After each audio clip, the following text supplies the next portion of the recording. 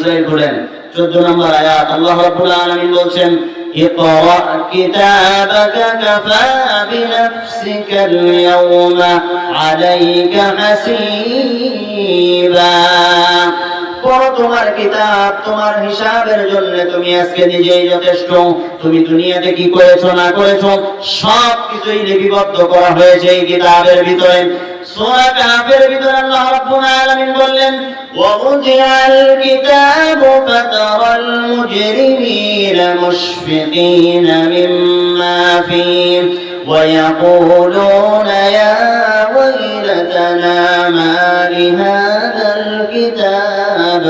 لا يغادر صغيرة ولا كبيرة إلا أحصاها কিতাব খুলে দেওয়া হবে,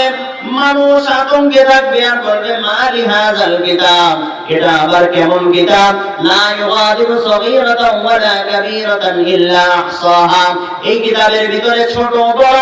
সব পাপ লিপিবদ্ধ হয়েছে, এটা আবার কেমন কিতাব। রাতের আধারে কার লাইন কুবাইছি, আইল কুবাইতে গিয়েছি, কার ডাল কেটেছি, কার ফল কেটেছি, সব কিছু এই কিতাবের লিপিবদ্ধ রয়েছে। সেদিন বলবে বেঈমানেরা বলবে মালি হাযাল কিতাবু লা ইউগাদিরু সগীরাতান ওয়ালা কাবীরাতান ইল্লা আহসাহা,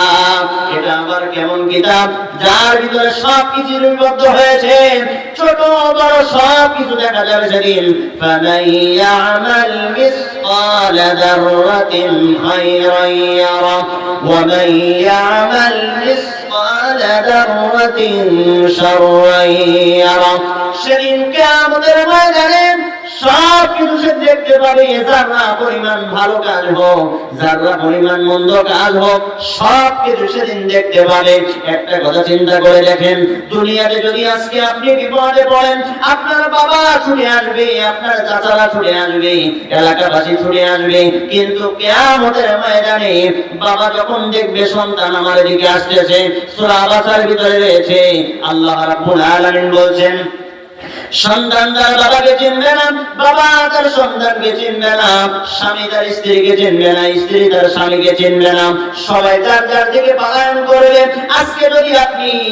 তার আমল না নিয়ে যান কবরে, ওই কিয়ামতের ময়দানে যদি আপনার আমল না থাকে, ওই কিয়ামতের ময়দানে আপনার মতো নিরস মানুষ, আপনার মতো হতভাগা মানুষ, আপনার মতো একেবারে দুর্বল মানুষ ওই কিয়ামতের ময়দানে আর থাকবে না। আল্লাহ রাব্বুল আলামিন বলছেন ওই কিয়ামতের ময়দানে এমন একটা অবস্থা সেদিন হবে, আজকে আপনি বিপদে পড়েছেন, সব কিছু আপনার জন্য আপনার কাছাকাছি সব রয়েছে,